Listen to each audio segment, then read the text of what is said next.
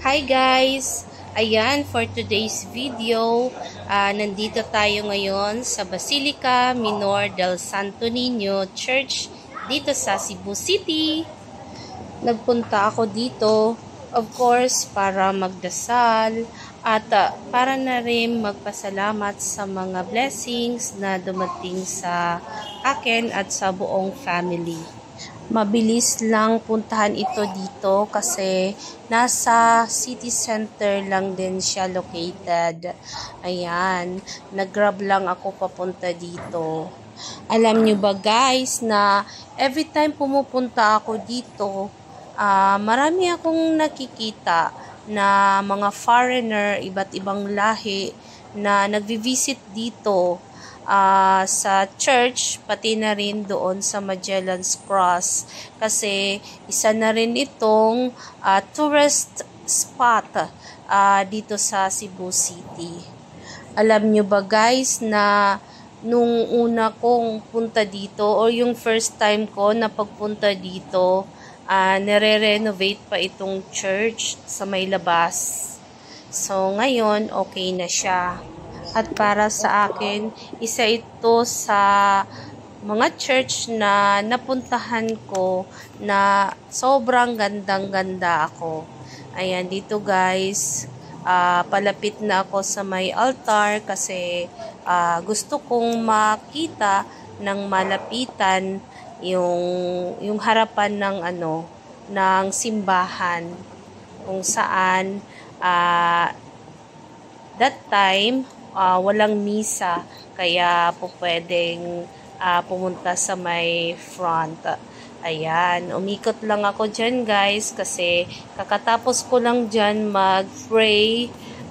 Kaya nung palabas na ako, nag-decide ako instead of mag-exit sa pinto, ang ginawa ko, dumiretso muna ako sa harapan, sa unahan, bago ako nag-turn left.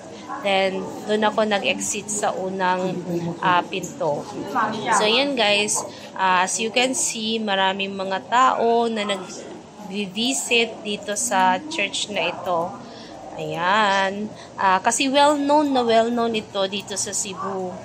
Ayan, like what I've said earlier, naging tourist attraction na rin po ito dito sa Cebu. Ayan, kahit maulan, hindi sila nagdalawang isip na magpunta pa rin dito sa church na ito. Ayan, tingnan nyo guys. Ako, wala akong dalang payong. Pero mabuti na lang, medyo ambon lang yan that time. Kaya, ayan, nag-picture ako dyan, nag-take ng video, at of course, nag-pray na rin. At alam nyo ba guys, na dito sa pagpunta kong to, dito sa Basilica, nag-promise ako sa sarili ko na every time magpupunta ako ng Cebu, at mayroong extra time pa ako, talagang pupunta ako dyan at magpapasalamat, magpapray sa lahat ng biyayang dumating at darating pa lang sa akin at sa aking pamilya. Ayan, tapos na tayo dito sa may bandang church at maya-maya lang ay pupunta na tayo sa kung saan nandoon yung Magellan's Cross. Ayan, dito sa parang pagoda, nandyan yung Magellan's Cross kung saan pwede tayo magpa-pray over or magpa-thanksgiving sa isang or sa mga babae na nandyan na naka-uniform at may daladalang kandila. Ayan, para magpa-thanksgiving. So, ayan, hanggang dito na lamang tayo guys. Salamat sa panonood. Sagay taon sila sa rasong kalawasan. Palayuin taon sila sa mga disgrasya.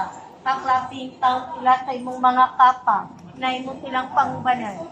Sagay taon sila sa harsuyo. Na magasinap na sila sa ilang panmalan. Na magpuyo